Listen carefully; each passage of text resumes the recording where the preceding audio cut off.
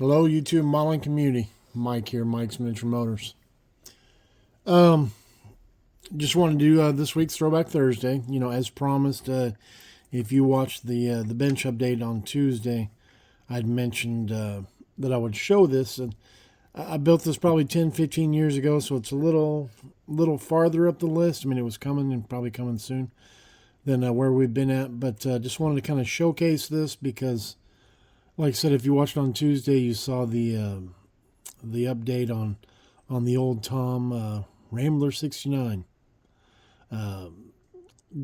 group appreciation build.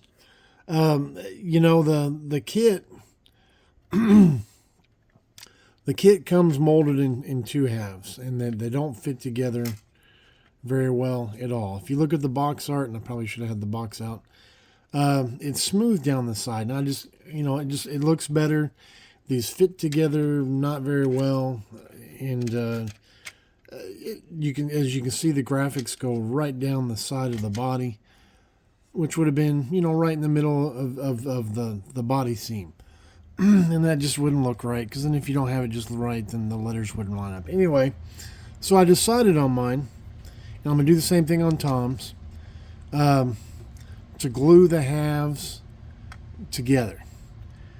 And then, of course, sanding the seam, filling the seam, doing whatever it takes. The only place that it doesn't go all the way through is here, because you had the steering linkage.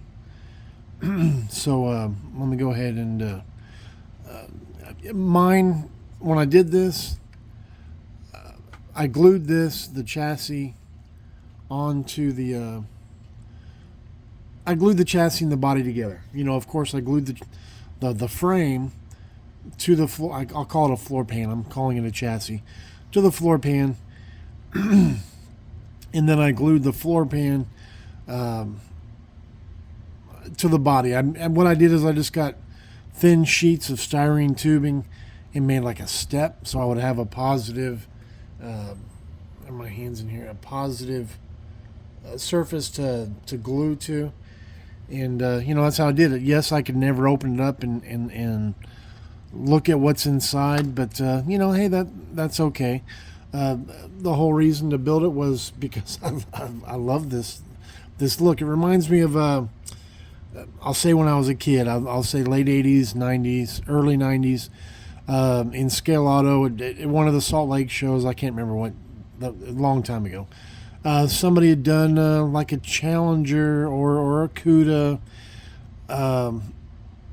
Took the monogram kit that like Justin at J Hart Model Works just recently built, but they cut the body up and stretched it to make it look like this. But it was like a funny car, and I thought that was just kind of the coolest thing.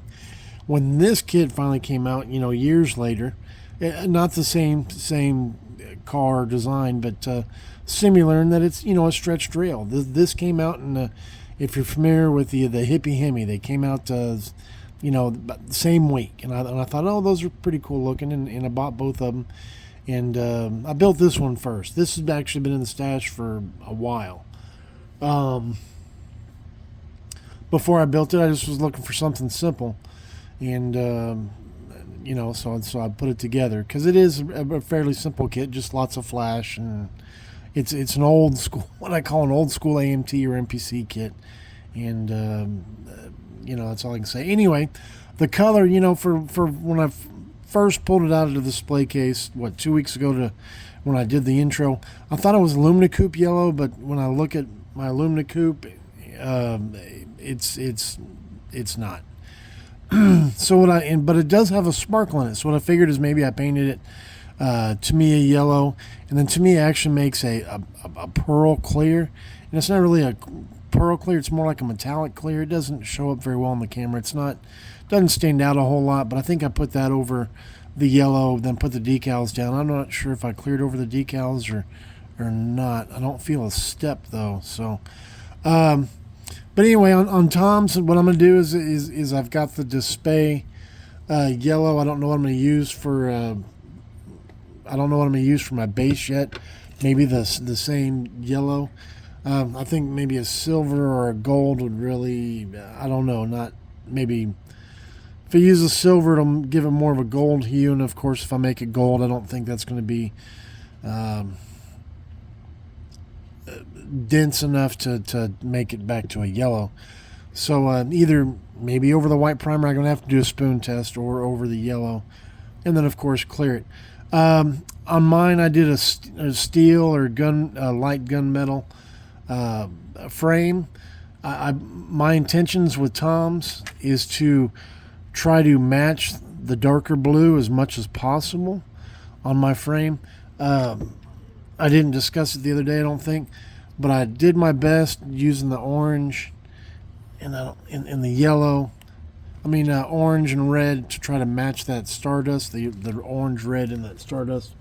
That's where I came up with the idea for the block. I'll probably try to make the seat the lighter blue on Tom's, but that's just kind of where we're at. I didn't wire mine up or anything. I don't know how well, if it comes through the camera or not, but I didn't wire it or anything. I just built it, so to say, box stock. It was just more of a like I said, it was just more of a fun build. I don't want to say a hump buster or build buster, whatever you want to call it, but just had a lot of fun. I think it looks really, really cool. I did build the Hippie Hemi. If you go through the archives, I built it for Ron Stewart, and I hope, and I won another one from Tim at Throttle Power, and I hope to build it someday. So if you want to know what the Hippie Hemi is, you can go check out the archives, I guess. But anyway, guys, that's about it, and hope you like it. You know, the thumbs up, thumbs down, and questions, comments. You know, I do enjoy interacting with y'all. I appreciate everybody that does respond and you know, likes the builds and this, that, and the other. Anyway, kind of babbling on, guys, making the video longer than it needs to be. Tomorrow's Friday. Everybody have a great weekend. God bless, and we'll see you next time. All right, Mike out. Bye-bye.